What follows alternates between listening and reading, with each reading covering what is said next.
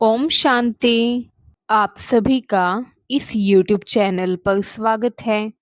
आज इस वीडियो में हम सुनेंगे तथा पढ़ेंगे 28 अगस्त 2026 की बाबा की मुगली बाबा के महावाक्य कहानी के रूप में। वीडियो स्टार्ट करने से पहले अगर आपने अब तक ये चैनल सब्सक्राइब नहीं किया है तो कर लीजिए, ताकि आने वाली हर वीडियो की अपडेट आपको टाइम से मिल सके।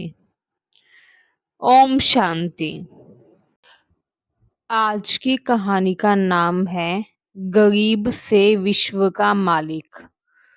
एक छोटे से गांव में आरव नाम का एक युवक रहता था। उसका जीवन बाहर से बिल्कुल साधारण था, परंतु उसके मन में बहुत सारे प्रश्न थे। वह सोचता था, मैं कौन हूँ?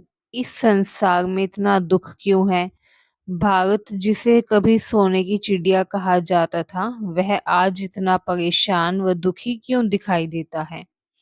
क्या सचमुच कोई ऐसा समय था जब इस धरती पर केवल सुख ही सुख था?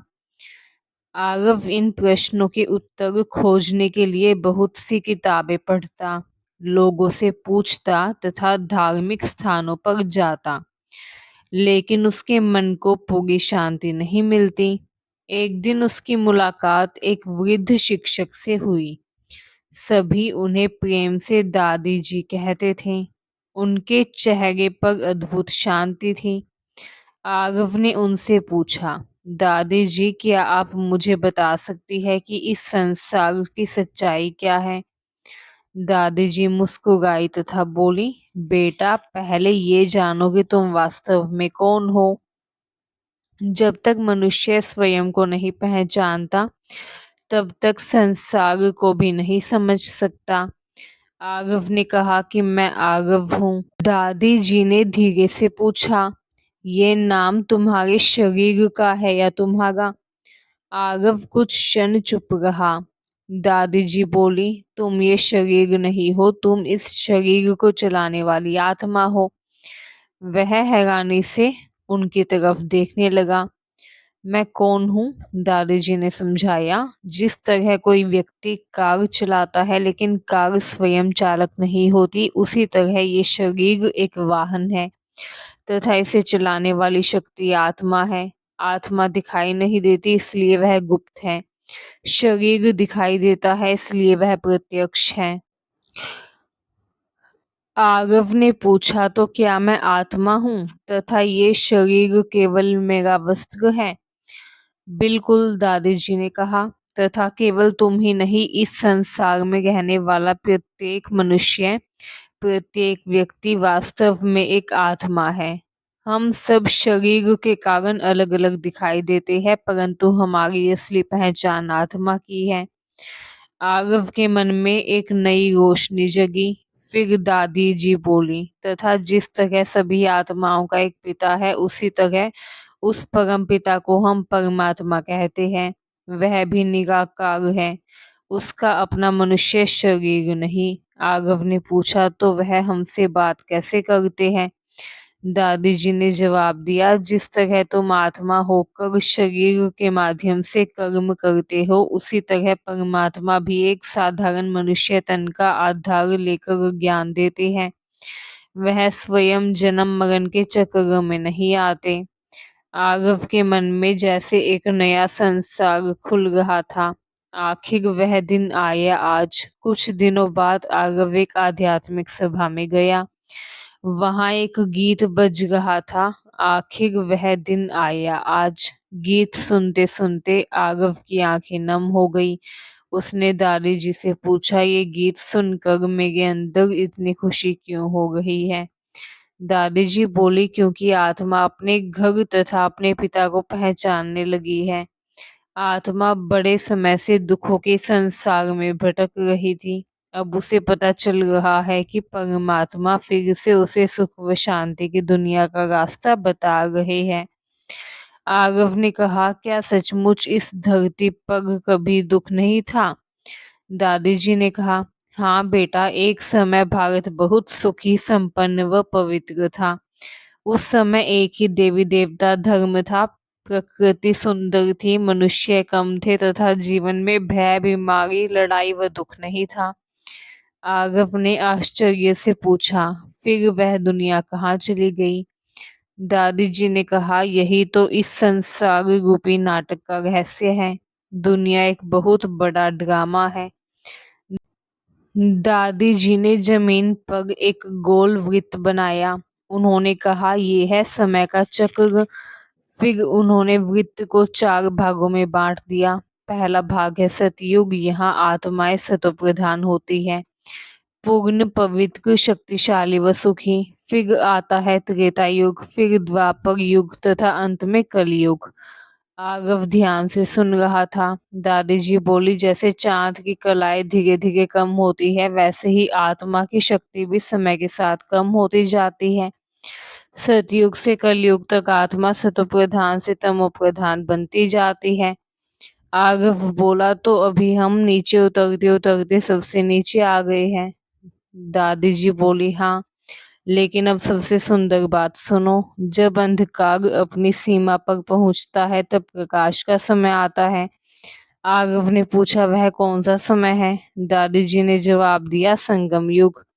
दादी जी ने कहा, संगम युग वह अद्भुत समय है जब पुरानी दुनिया समाप्ति की ओर होती है तथा नई दुनिया की स्थापना शुरू होती है। आरव बोला, तो क्या यही चढ़ती कला का समय है? दादी जी ने कहा, हाँ, सतयुग से कलयुग तक आत्मा नीचे उतरती है, लेकिन संगम युग में परमात्मा स्वयं आकर आत्माओं को फिर से ऊपर चढ़ाती है। आरव की आंखों में चमक आ गई। तो अभी हमारे पास फिर से महान बनने का अवसर है। बिल्कुल, दादी जी बोली, इस समय आत्मा को केवल एक चिंता रखनी चाहिए, मुझे तमो प्रधान से सतो प्रधान जरूर बनना है। आरव ने कहा, लेकिन ये कैसे होगा? दादी जी ने जवाब दिया, परमात्मा की याद, ज्ञान व पवित्र जीवन द्वारा। एक दिन दादी जी ने आरव से पूछा, क्या तुमने कभी सोचा है कि आत्मा इस संसार में कितनी बार जन्म लेती है? आरव बोला, लोग कहते हैं जन्म मरण का चक्र चलता रहता है, लेकिन मुझे इसका कोई हिसाब नहीं पता। दादी जी ने कहा, जो आत्माएं सतयुग में पहले आती है वे सबसे अधिक जन्म लेती है। ज्ञान में इसे 84 जन्मों की यात्रा के रूप में समझाया जाता है। उन्होंने कहा, जो आत्मा सतयुग में राजकुमार या राजकुमारी थी, वही अनेक जन्मों की यात्रा करते करते कलयुग के अंत में साधारण बन जाती है। आरव ने हैरान होकर कहा, तो क्या हम कभी बहुत महान थे? दादी जी मुस्कुराई, हाँ बेटा, आत्मा की मूल यात्रा बहुत ऊंची है। फिर उन्होंने कहा, सोचो, एक राजा धीरे धीरे अपनी सारी संपत्ति खो दे तथा अंत में बहुत गरीब हो जाए, तो क्या उसे अपने पुराने राज्य की याद होगी? आरव बोला, यदि उसे सच्चाई पता चल जाए तो वह जरूर अपना राज्य वापस पाने की कोशिश करेगा। दादी जी ने कहा, बस अभी आत्मा को अपनी खोई हुई बादशाही की स्मृति दिलाई जा रही है। आरव ने एक दिन पूछा, लोग परमात्मा को गरीब निवास क्यों कहते हैं? दादी जी ने कहा, क्योंकि परमात्मा केवल धन देने वाले नहीं, उनकी सबसे बड़ी सेवा है गिरी हुई आत्मा को फिर से ऊंचा बनाना। फिर उन्होंने कहा, सोचो, किसी गरीब को धन मिल जाए तो वह धनवान बन सकता है, लेकिन यदि किसी आत्मा को परमात्मा अपना ज्ञान दे दे तो उसे पवित्र बना दे या उसे राजयोग सिखा दे तथा भविष्य का विश्व राज्य दे दे, तो इससे बड़ी सेवा क्या हो सकती है? आरव चुप हो गया। दादी जी ने कहा, सबसे उत्तम सेवा है पतित को पावन बनाना, रंक को राव बनाना, बैगग को प्रिंस बनाना, भारत को फिर से स्वर्ग बनाना। आरव की आंखों में आंसू आ गए। उसने धीरे से कहा, तो परमात्मा वास्तव में सबसे बड़े सेवाधारी है? दादी जी बोली, हाँ, तथा जब कोई बहुत महान सेवा करता है तो मनुष्य उसकी याद में स्मारक बनाते हैं। उसके बाद दादी जी आरव को एक मंदिर के चित्र के सामने ले गई। उन्होंने कहा, भारत में सोमनाथ मंदिर की महिमा बहुत प्रसिद्ध रही है। लोग परमात्मा की पूजा करते हैं, लेकिन कई बार उन्हें ये पता नहीं होता कि परमात्मा ने ऐसी कौन सी महान सेवा की जिसके कारण उनकी इतनी महिमा की जाती है। आरव ने पूछा, तो परमात्मा की सबसे बड़ी महानता क्या है? दादी जी ने जवाब दिया, वह मनुष्य को केवल भक्त नहीं बनाते, बल्कि वह उसे फिर से अपने वास्तविक स्वरूप की पहचान कराते हैं तथा भविष्य का श्रेष्ठ जीवन बनाने की शिक्षा देते हैं।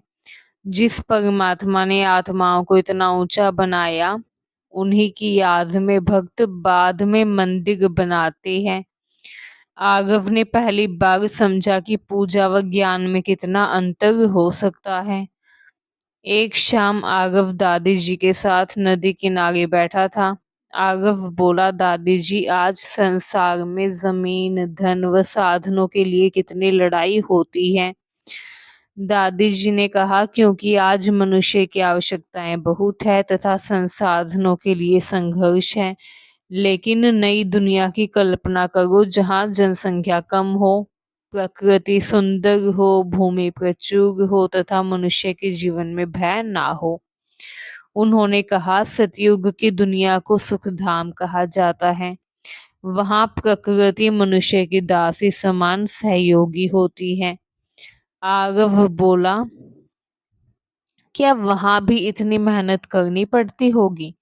दादी जी मुस्कुराई, जहाँ आत्मा व प्रकृति दोनों पवित्र व शक्तिशाली हो, वहां जीवन संघर्षपूर्ण नहीं होता। उसने अपनी आंखें बंद कर ली। उसने एक ऐसी दुनिया की कल्पना की जहाँ ना कोई युद्ध हो, ना कोई भूखा हो, ना कोई किसी से नफरत करे, ना कोई किसी को दुख दे। उसके मन से अचानक निकला, काश ऐसी दुनिया फिर से बन जाए।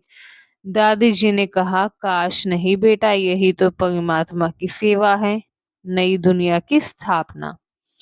आरव ने पूछा, दादी जी, इतनी महान दुनिया का अधिकारी बनने में तो बहुत समय लगेगा। दादी जी ने कहा, ज्ञान का रहस्य बहुत सरल है। जब बच्चा जन्म लेता है तो वह पिता का बच्चा बनते ही वारिस कहलाता है। आरव ने कहा, उसे संपत्ति कमाने के लिए पहले कुछ करना नहीं पड़ता। बिल्कुल, दादी जी बोली, उसी तरह जब आत्मा सच्चे दिल से कहती है, बाबा मैं आपकी हूँ, तो परमात्मा कहती है, बच्चे तुम मेरे हो तथा तुम्हें मेरा वर्षा प्राप्त है। आरव के भीतर जैसे बिजली दौड़ गई। उसने महसूस किया कि परमात्मा से संबंध केवल मांगने का संबंध नहीं, बल्कि अधिकार का संबंध है। उस दिन दादी जी ने आरव को एक बहुत सुंदर बात समझाई। उन्होंने कहा, अधिकांश मनुष्य जीवन भर कहते कहते हैं, मुझे शक्ति दो, मुझे शांति दो, मुझे खुशी दो। लेकिन जब बच्चा अपने पिता का वारिस होता है तो उसे हर चीज के लिए बार बार भीख नहीं मांगनी पड़ती। आरव समझ गया। दादी जी बोली, यदि बुद्धि का संबंध एक परमात्मा पिता से जुड़ जाए तो आत्मा को शक्ति का अधिकार अनुभव होने लगता है। फिर उन्होंने कहा, अपने आप से रोज कहो, मैं कमजोर आत्मा नहीं, सर्वशक्तिमान परमात्मा की संतान हूँ। शांति मेरा स्वभाव है, पवित्रता मेरी शक्ति है, प्रेम मेरा गुण है, सर्व शक्तियाँ मेरा जन्म सिद्ध अधिकार है। आरव ने उसी क्षण अनुभव किया कि वह परिस्थितियों का गुलाम नहीं। समय बीतता गया। आरव पहले की तरह छोटी छोटी बातों पर परेशान नहीं होता था। पहले उसकी चिंताएं थीं कि लोग मेरे बारे में क्या सोचेंगे, मेरा भविष्य कैसा होगा, मेरे पास कितना धन होगा, मुझे कौन सम्मान देगा। लेकिन अब उसकी एक ही चिंता थी कि मुझे अपनी आत्मा को सतोप्रधान बनाना है। दादी जी ने कहा, संसार की हजार चिंताओं को छोड़ो, एक चिंता रखो कि मैं अपने मन, वाणी व कर्म को श्रेष्ठ कैसे बनाऊं। आरव ने पूछा, क्या केवल स्वयं को बदलना ही काफी है? दादी जी ने कहा, नहीं, परमात्मा की संतान बनने का मतलब है कि तुम्हारे द्वारा दूसरों को भी शांति व पवित्रता मिले। एक दिन गांव में दो लोगों के बीच बहुत बड़ा झगड़ा हो गया। लोग इकट्ठे होकर एक दूसरे की बुराई करने लगे। लेकिन आगव पहले की तरह वहां खड़ा होकर सब कुछ देखता नहीं रहा। वह शांत भाव से दोनों के पास गया तथा बोला, हम एक दूसरे को दुख देखकर क्या पाएंगे? यदि हम अपनी आत्मा की शांति खो देंगे तो जीत कर भी हार जाएंगे। धीरे धीरे दोनों का क्रोध शांत हो गया। उस रात दादी जी ने आरव से कहा, आज तुमने सेवा की? आरव बोला, मैंने तो कोई बड़ा काम नहीं किया। दादी जी ने कहा, किसी दुखी आत्मा को शांति देना, किसी क्रोधित आत्मा में प्रेम जगाना, किसी निराश व्यक्ति को आशा देना, ये भी पतित से पावन बनाने की दिशा में सेवा है। फिर उन्होंने कहा, लेकिन सबसे बड़ी सेवा है स्वयं को बदल कर दूसरों के सामने ऐसा उदाहरण बनना कि वे भी श्रेष्ठ जीवन अपनाने के लिए प्रेरित हो। आरव ने समझ लिया कि सच्ची सेवा केवल शब्दों से नहीं बल्कि स्वयं के परिवर्तन से होती है। लेकिन आरव के अंदर अभी भी एक कमजोरी थी। उसे बहुत जल्दी गुस्सा आ जाता था, विशेषकर तब जब कोई उसकी बात ना माने। एक दिन उसने दादी जी से कहा कि मैं पवित्र जीवन जीना चाहता हूँ, लेकिन छोटी छोटी बातों पर चिड़चिड़ा हो जाता हूँ। दादी जी ने पूछा, तुम्हें गुस्सा कब आता है? आरव बोला, जब मेरी इच्छा पूरी नहीं होती। दादी जी ने कहा, यही तो लगाव है। आरव चौंक गया, लेकिन मैं तो किसी व्यक्ति से लगाव की बात नहीं कर रहा। दादी जी ने कहा, लगाव केवल व्यक्तियों से नहीं होता, ये विचारों, वस्तुओं, इच्छाओं व अपनी पसंद से भी हो सकता है। फिर उन्होंने समझाया कि जब मन कहता है ये मेरी इच्छा जरूर पूरी होनी चाहिए, सब कुछ मेरे अनुसार ही होना चाहिए, मुझे ही सही माना जाना चाहिए, तथा ऐसा नहीं होता तो ईर्ष्या व क्रोध पैदा होते हैं। आरव को अपनी गलती समझ में आ गई। दादी जी ने कहा, पवित्रता केवल एक नियम का नाम नहीं, संपूर्ण पवित्रता का मतलब है मन भी स्वच्छ हो। यदि बाहर से व्यक्ति शांत दिखाई दे लेकिन अंदर ईर्ष्या, क्रोध, चिड़चिड़ापन व स्वार्थ भरा हो तो उसे पूर्ण पवित्रता नहीं कहा जा सकता। फिर उन्होंने कहा, पवित्रता का स्तंभ इतना मजबूत बनाओ कि तुम्हारा जीवन दूसरों के लिए लाइट हाउस बन जाए। आरव ने पूछा, लाइट हाउस? दादी जी बोली, समुद्र में जहाजों को रास्ता दिखाने वाला प्रकाश स्तंभ। वैसे ही तुम्हारी पवित्रता, तुम्हारी शांति व तुम्हारा श्रेष्ठ जीवन दूसरों को रास्ता दिखाए। आरव ने निश्चय किया कि अब मैं केवल पवित्र बनने की कोशिश नहीं करूंगा, बल्कि अपने अंदर के क्रोध, ईर्ष्या व अनावश्यक लगाव को भी समाप्त करूंगा। कुछ समय बाद उसके जीवन में एक बड़ी परेशानी आई। उसका एक मुख्य काम बिगड़ गया।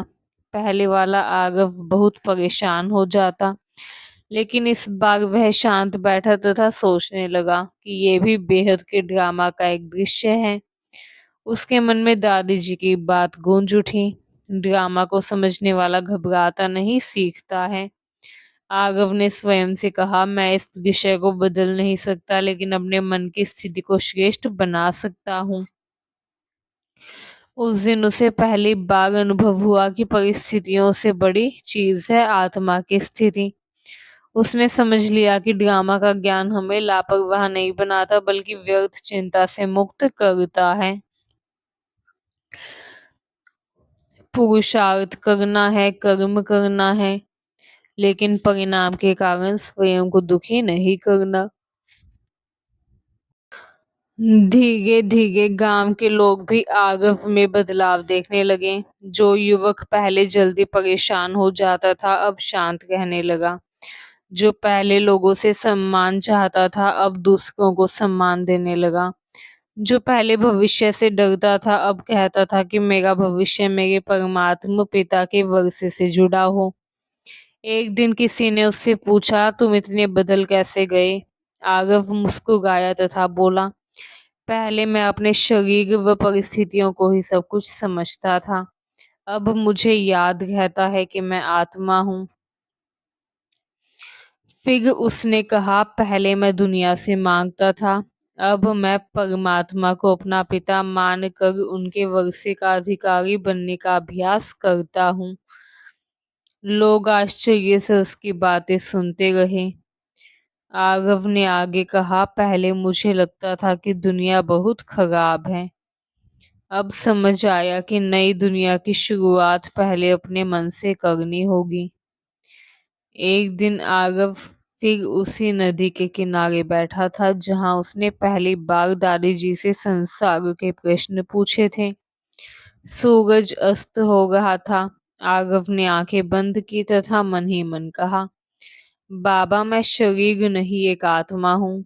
मैं बहुत लंबी यात्रा करके यहाँ पहुंचा हूँ। मैंने सुख भी देखा, दुख भी देखा। अब मैं फिर से अपनी आत्मा को पवित्र व शक्तिशाली बनाना चाहता हूँ। मुझे तमो प्रधान से सतो प्रधान बनना है। मुझे केवल अपने लिए नहीं बल्कि दूसरों के लिए भी शांति व सुख का माध्यम बनना है। मुझे परिस्थितियों के अधीन नहीं, अपने अधिकार का अधिकारी बनकर चलना है। मुझे किसी व्यक्ति, वस्तु या इच्छा के लगाव में बंधना नहीं। मुझे स्वयं को ऐसा बनाना है कि मेरा जीवन दूसरों के लिए प्रकाश बन जाए। उसी क्षण उसे लगा जैसे भीतर से एक आवाज आ रही हो, बच्चे, तुम गरीब नहीं हो, तुम मेरे बच्चे हो। तुम्हारा वास्तविक वर्षा अनंत सुख, शांति व शक्तियां हैं। उठो, जागो व अपने खोए हुए राज्य को पहचानो। आरव की आंखों से खुशी के आंसू बहने लगे। अब उसे समझ आ गया था कि संगम युग केवल समय का एक छोटा सा भाग नहीं, ये आत्मा के फिर से जागने का समय है। ये नीचे गिरने का नहीं बल्कि चढ़ती कला में जाने का समय है। ओम शांति। आइए अब हम सुनते हैं सारांश।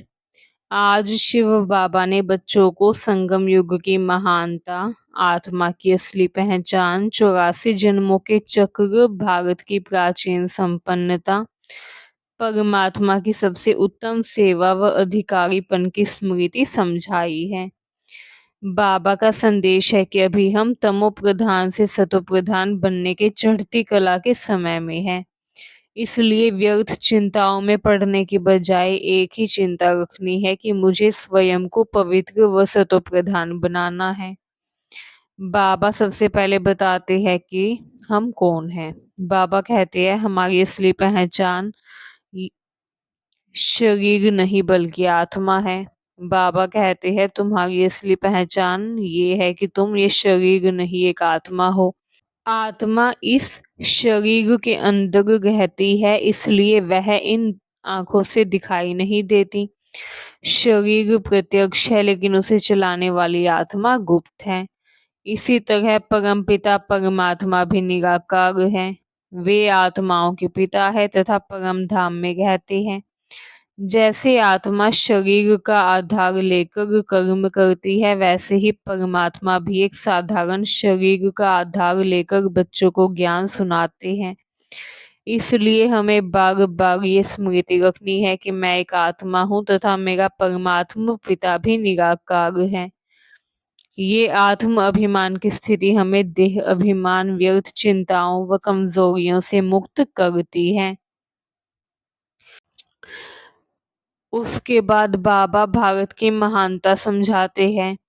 बाबा कहते हैं, भारत एक समय में बहुत सुखी, संपन्न व पवित्र देश था। सतयुग में एक ही देवी देवता धर्म था। वहां दुख, अशांति व अभाव नहीं था। लेकिन समय के चक्र के साथ आत्माएं अपनी संपूर्ण शक्ति खोती गई। सतयुग से त्रेता, फिर द्वापर, कलयुग तक आते आते आत्मा सतो प्रधान से तमो प्रधान बनती गई। आज भारत को देख कर कोई ये नहीं कह सकता कि यही भारत कभी स्वर्ग था। इसलिए बाबा फिर से भारत को गरीब से साहूकार बनाने आए हैं। यहाँ साहूकार का मतलब केवल धनवान होना नहीं बल्कि सुख से संपन्न होना है। शांति से संपन्न होना, पवित्रता से संपन्न होना, स्वास्थ्य व खुशी से संपन्न होना, आत्मिक शक्तियों से संपन्न होना। बाबा हमें फिर से वही श्रेष्ठ स्थिति याद दिलाती हैं। उसके बाद बाबा कहते हैं संगम युग ही चढ़ती कला का युग है। आज का सबसे मुख्य संदेश है कि संगम युग चढ़ती कला का समय है। सतयुग से कलयुग तक आत्मा की कलाएं धीरे धीरे कम होती जाती हैं। आत्मा शक्ति खोते खोते तमो प्रधान बन जाती है, लेकिन संगम युग में परमात्मा स्वयं आकर आत्माओं को फिर से ऊपर उठाते हैं। इस समय हमारी यात्रा है तमो प्रधान से सतो प्रधान, पतित से पावन, कमजोर से शक्तिशाली तथा दुखी से सुखी बनने की। इसलिए अभी हमें अपने भाग्य को पहचानना चाहिए। ये साधारण समय नहीं है, ये समय वह है जब आत्मा फिर से अपने श्रेष्ठ स्वरूप व भविष्य के राज्य की तैयारी कर रही है। बाबा समझाते हैं कि आत्मा जन्म मरण के चक्र से गुजरती है। जो आत्माएं पहले सतयुग में आती है वे सबसे अधिक जन्म लेती हैं। ज्ञान के अनुसार आत्मा 84 जन्मों की यात्रा करती है। जो आत्मा सतयुग में सतो प्रधान व संपूर्ण थी वही अनेक जन्म लेते लेते धीरे धीरे तमो प्रधान बन जाती है। अब उसी आत्मा को फिर से सतो प्रधान बनना है। बाबा हमें ये हिसाब इसलिए भी बताते हैं ताकि हमें अपनी यात्रा का पता चले कि हम कहाँ से आए, कितने जन्मों की यात्रा की, कैसे नीचे गिरे तथा अब वापस श्रेष्ठ कैसे बनना है। ये ज्ञान हमें अपने जीवन की असली दिशा देता है। उसके बाद आज बाबा ने बहुत सुंदर बात कही। बाबा ने कहा कि मनुष्य के पास संसार की अनेक चिंताएं होती है। कोई धन की चिंता करता है, कोई परिवार की, कोई भविष्य की तथा कोई सम्मान की। लेकिन संगम युग के एक बच्चे की मुख्य चिंता केवल एक होनी चाहिए कि मुझे तमो प्रधान से सतो प्रधान बनना है। यही सबसे बड़ी व सबसे जरूरी चिंता है। हमें ये देखना है कि क्या मेरा मन पवित्र है, क्या मैं परिस्थितियों में शांत रहता हूँ, क्या मेरे अंदर क्रोध या ईर्ष्या है, क्या मैं देह अभिमान में तो नहीं आता। उसके बाद बाबा बताते हैं कि सबसे उत्तम सेवा कौन सी है। बाबा कहते हैं सबसे उत्तम सेवा है भारत को स्वर्ग बनाना, रंग को गाव बनाना, पतित को पावन बनाना। यही सबसे उत्तम सेवा है। ये सेवा केवल परमात्मा ही कर सकते हैं। परमात्मा हमें केवल ज्ञान सुनाकर नहीं जाते बल्कि हमें ऐसा बनाते हैं कि हम भविष्य में फिर से सुखी व संपन्न दुनिया के अधिकारी बन सकें। उन्होंने हमें राजयोग की शिक्षा दी, आत्मा की पहचान दी, विश्व चक्र का ज्ञान दिया, पवित्र बनने की शक्ति दी तथा भविष्य का श्रेष्ठ वर्षा दिया। इसलिए बाबा को सबसे बड़ा सेवाधारी कहा गया है। अब बच्चों का कर्तव्य है कि वे बाबा को याद करें, बाबा के समान सेवा करें, दुखी आत्माओं को शांति दे तथा लोगों को श्रेष्ठ जीवन जीने की दिशा दिखाएं।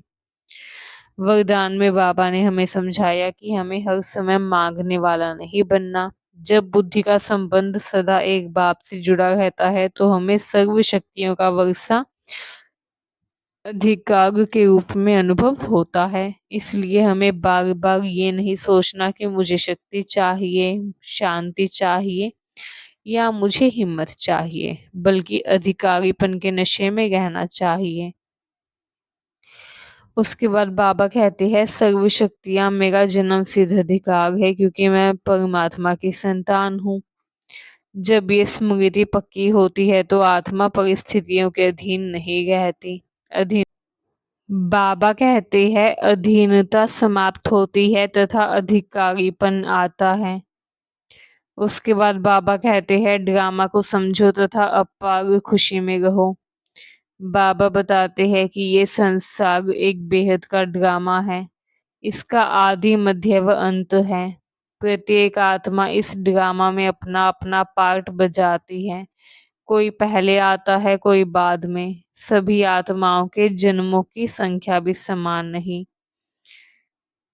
ड्रामा के इस ज्ञान से हमें घबराना नहीं चाहिए।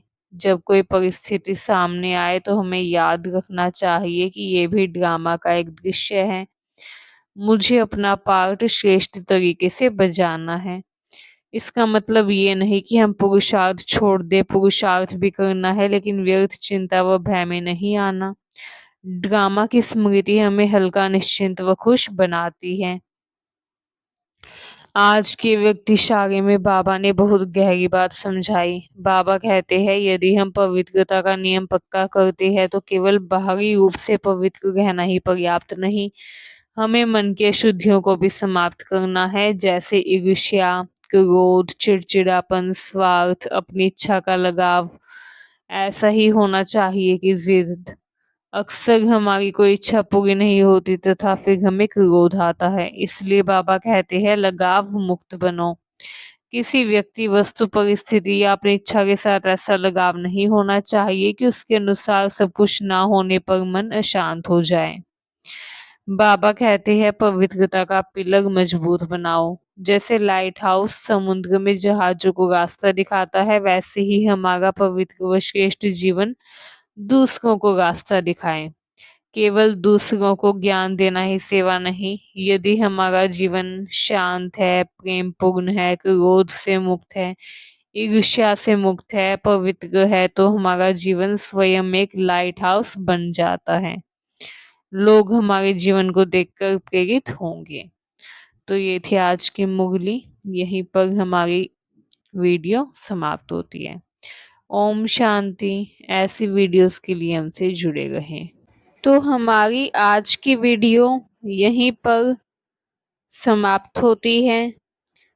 मुझे उम्मीद है ये वीडियो आपको अच्छी लगी। अगर आपको ये वीडियो अच्छी लगी हो तो इसे अपने सगे संबंधियों को भेजें ताकि उन्हें भी बाबा का संदेश मिल सके। एंड कमेंट में ओम शांति ज़रूर लिखें। ओम शांति। शुक्रिया बाबा, शुक्रिया।